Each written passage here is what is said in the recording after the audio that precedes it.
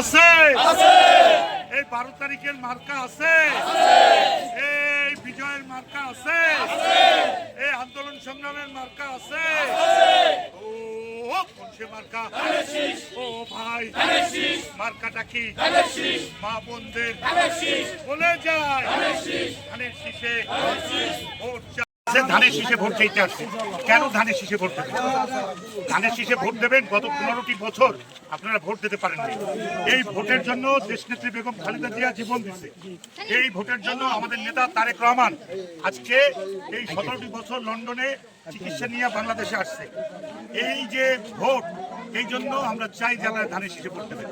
আর তারেক রহমান তিনি কথা দিছে যে প্রত্যেক ফ্যামিলিকে একটা করে, প্রত্যেক মাকে একটা ফ্যামিলি কার্ড দেবে।